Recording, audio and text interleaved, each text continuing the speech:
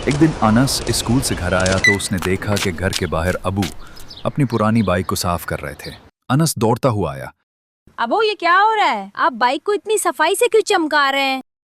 बेटा, सोचा है कि ये बाइक बेच दूं, काफी पुरानी हो गई है और अब नई लेनी है। कुछ ही देर में एक खरीदार बाइक देखने आ गया। तेज बात करने वाला आदमी था, बालों में तेल, आंखों में चमक, हाथ में मोबाइल पकड़े इधर उधर देख रहा था। अस्सलाम वालेकुम भाई साहब, बाइक तो अच्छी लग रही है, ले लेता हूँ। कितने की है?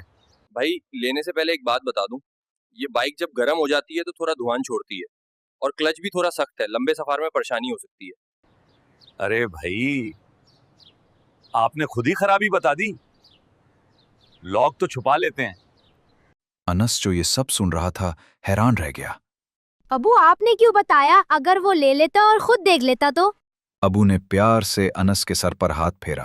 बेटा, हमारे नबी सल्लल्लाहु अलैहि वसल्लम ने फरमाया है कि जब कोई चीज बेचो तो उसमें जो खराबी हो वो लाजमी बताओ। सच बोलना ही कामयाबी है। रसूल अल्लाह ने फरमाया, जिसका मतलब ये है कि एक मुसलमान दूसरे मुसलमान का भाई है, इसलिए जब वो कोई चीज बेचे और उसमें कोई खराबी हो तो वो उसे बताए। अगर बेचने वाला खराबी छुपाए तो ये हराम है, और अगर वो कामयाब भी हो जाए तो भी उसका फायदा हलाल नहीं होता। ऐसा करने से बरकत खत्म हो जाती है और आखिरत में सजा है। भाई, आप जैसे लोग बहुत कम हैं, अगर मैं किसी और से लेता तो मुझे ज्यादा नुकसान हो सकता था। आपका सच बोलना ही सबसे बड़ी गारंटी है। मैं ये बाइक खुशी से लेता हूँ। अनस खुश हो गया और अब्बू पर फख्र महसूस करने लगा। रात को अनस ने अम्मी से कहा, अम्मी अब्बू बहुत अच्छे हैं, उन्होंने बाइक बेचते वक्त सच नहीं छुपाया। बेटा, यही असल दयानतदारी है।